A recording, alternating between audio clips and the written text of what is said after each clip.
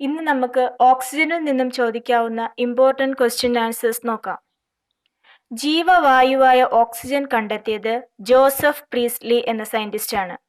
ഹൈഡ്രജനെ പോലെ തന്നെ ഓക്സിജനും പേര് നൽകിയിരിക്കുന്നത് ഫ്രഞ്ച് വിപ്ലവത്തിൽ കൊല്ലപ്പെട്ട ലാവോസിയയാണ്.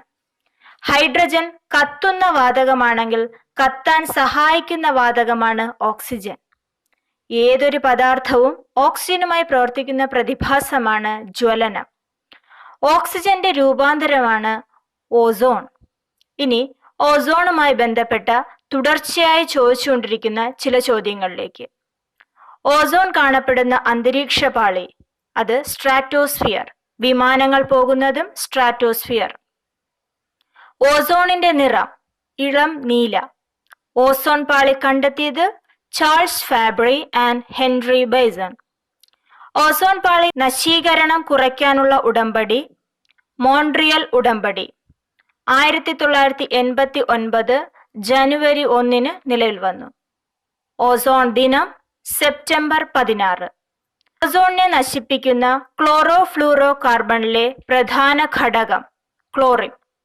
പ്രകാശ സംശ്ലേഷണം നടക്കുമ്പോൾ ഓസോൺ പുറത്തുവിടുന്ന സസ്യം തുളസി. ഇനി നമുക്ക് ഓക്സിജനിലേക്ക് തിരിച്ചു വരാം. ഭൂവൽക്കത്തിൽ ഏറ്റവും കൂടുതൽ കാണപ്പെടുന്നത് ഓക്സിജൻ ആണ്. ഇവിടെ ഒരിക്കലും കൺഫ്യൂഷൻ ഉണ്ടാകരുത്. പ്രപഞ്ചത്തിൽ ഏറ്റവും കൂടുതൽ ഹൈഡ്രജനും അന്തരീക്ഷത്തിൽ ഏറ്റവും കൂടുതൽ നൈട്രജനും ഭൂവൽക്കത്തിൽ ഏറ്റവും കൂടുതൽ ഓക്സിജനുമാണ്. നിറം, മണം, രുചി എന്നിവ ഇല്ലാത്ത വാതകമാണ് ഓക്സിജൻ. ശുദ്ധജലത്തിൽ 89% ഓക്സിജൻ കാണപ്പെടുന്നു. മനുഷ്യ ശരീരത്തിൽ ഏറ്റവും കൂടുതൽ കാണപ്പെടുന്ന മൂലകം ഓക്സിജനാണ്. എന്നാൽ മനുഷ്യ ശരീരത്തിൽ ഏറ്റവും കൂടുതൽ കാണപ്പെടുന്ന ലോഹം കാൽസ്യം. ഇനി ഇന്നത്തെ ടിപ്പിലേക്ക്.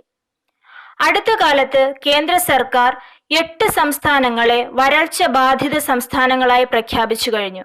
അതിലൊന്ന് നമ്മുടെ ഈ കൊച്ചു കേരളമാണ്. നമ്മൾ വ്യവസായ കമ്പനികളുടെ മിനറൽ വാട്ടറിനെ പൂർണ്ണമായും ആശ്രയിക്കുന്ന ഒരു കാലം വിദൂരമല്ല. ഇവിടെ നമ്മൾ ഇപ്പോൾ പഠിച്ചതുമായി ബന്ധപ്പെട്ട് അറിഞ്ഞിരിക്കേണ്ട ഒരു കാര്യം, മിനറൽ വാട്ടർ അഥവാ ബോട്ടിൽഡ് ഡ്രിങ്കിംഗ് വാട്ടർ അണുവിമുക്തമാക്കാൻ ഉപയോഗിക്കുന്നത് അൾട്രാ വയലറ്റും ഓസോണും ആണ്. Thank you.